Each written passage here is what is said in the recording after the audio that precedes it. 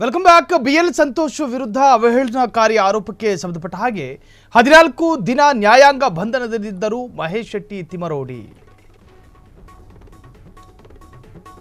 BL Santosh ವಿರುದ್ಧ ಅವಹೇಳನಕಾರಿ ಆರೋಪ ವಿಚಾರ 14 ದಿನ ಮಹೇಶ್ ಶೆಟ್ಟಿ ತಿಮರೋಡಿ. ಹಿರಿಯಡ್ಕ ಜೈಲಿನಲ್ಲಿರ್ತಕ್ಕಂತಹ ಮಹೇಶ್ ಶೆಟ್ಟಿ ತಿಮರೋಡಿ ಇಂದು ಮಹೇಶ್ ಶೆಟ್ಟಿ ತಿಮರೋಡಿ ಜಾಮೀನು ಅರ್ಜಿ ವಿಚಾರಣೆ ನಡೆಯುತ್ತೆ. ಇಂದು ಉಡುಪಿ ಕೋರ್ಟ್ನಲ್ಲಿ ಜಾಮೀನು ಅರ್ಜಿ ವಿಚಾರಣೆ ಸಾಧ್ಯತೆ. ಹಿರಿಯಡ್ಕ ಜೈಲಿನಲ್ಲಿರುವಂತಹ ಮಹೇಶ್ ಶೆಟ್ಟಿ ತಿಮರೋಡಿಗೆ ಜೈಲೋ ಅಥವಾ ಬೇಲೋ? BL ಸಂತೋಷ್ ಅವಹೇಳನಕಾರಿ ಆರೋಪಕ್ಕೆ ಸಂಬಂಧಪಟ್ಟ ಹಾಗೆ ಹಿರಿಯಡ್ಕ ಜೈಲು ಸೇರಿರ್ತಕ್ಕಂತಹ ಮಹೇಶ್ ಶೆಟ್ಟಿ ತಿಮರೋಡಿ 14 ದಿವಸ ನ್ಯಾಯಾಂಗ ಬಂಧನ. ಮಹೇಶ್ ಶೆಟ್ಟಿ ತಿಮರೋಡಿ ಹಿರಿಯಡ್ಕ ಜೈಲಿನಲ್ಲಿ ಈಗ ಮಹೇಶ್ ಶೆಟ್ಟಿ ತಿಮರೋಡಿ ಇದ್ದಾರೆ.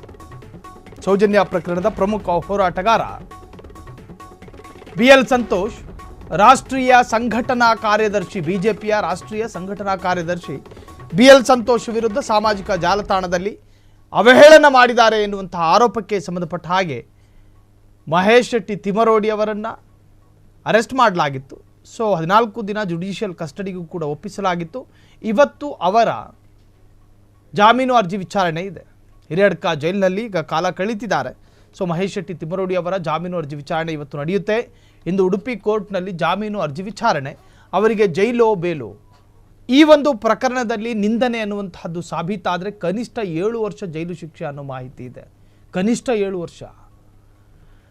ಸೊ ಆ ತರಹದ ಗಂಭೀರವಾದಂಥ ಪ್ರಕರಣಗಳೆಲ್ಲ ನಮ್ಮ ರಾಜ್ಯದಲ್ಲಿ ಅನೇಕ ರಾಜಕಾರಣಿಗಳನ್ನು ಟೀಕೆ ಮೂದಲಿಸುವಂತಹದ್ದು, ಅವಹೇಳನ ಮಾಡುವಂತಹದ್ದು ಸರ್ವೇ ಸಾಧಾರಣವಾದಂಥ ಪ್ರಕರಣ.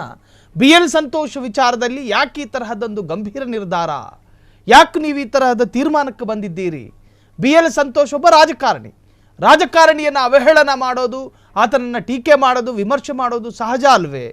ಸೊ BL ಸಂತೋಷ್ ಒಬ್ಬ RSS ನಾಯಕ ಎನ್ನುವ ಕಾರಣಕ್ಕೆ ಕಾಂಗ್ರೆಸ್ ಇಷ್ಟೊಂದು ಗಂಭೀರವಾಗಿ ಪರಿಗಣಿಸಿಕೊಳ್ತಾ ಈ ಪ್ರಕರಣವನ್ನು.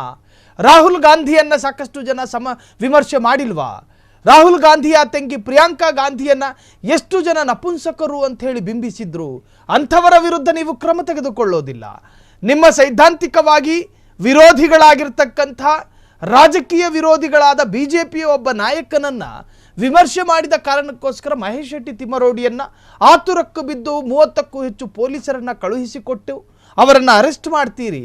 ಹಾಗಾದರೆ ಕಾಂಗ್ರೆಸ್ಸಿಗೆ RSS ಮೇಲಿರ್ತಕ್ಕಂತಹ ಸಾಫ್ಟ್ ಕಾರ್ನರ್ ಅಥವಾ ಪರೋಕ್ಷ ಪ್ರೀತಿ ಅಥವಾ ಪರೋಕ್ಷ ಪ್ರೇಮ ನಿಜಕ್ಕೂ ರಾಜ್ಯದ ಜನರಿಗೆ ಅರ್ಥ ಆಗಿದೆ ಅನ್ನೋ ತರಹ ಸೌಜನ್ಯ ಹೋರಾಟಗಾರರ ಪೈಕಿ ಸಾಕಷ್ಟು ಜನ ಅಭಿಪ್ರಾಯಪಟ್ಟಿದ್ದರು.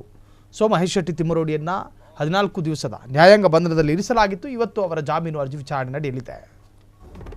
ಕ್ಷಣ ಕ್ಷಣದ ಸುದ್ದಿಗಳಿಗಾಗಿ ಫ್ರೀಡಂ ಟಿವಿ ಸಬ್ಸ್ಕ್ರೈಬ್ ಮಾಡಿ, ಲೈಕ್ ಮಾಡಿ ಹಾಗೂ ಫಾಲೋ ಮಾಡಿ. ಹೊಸ ಸುದ್ದಿಗಳ ನೋಟಿಫಿಕೇಶನ್ಗಾಗಿ ಬೆಲ್ ಐಕಾನ್ ಮೇಲೆ ಕ್ಲಿಕ್ ಮಾಡಿ.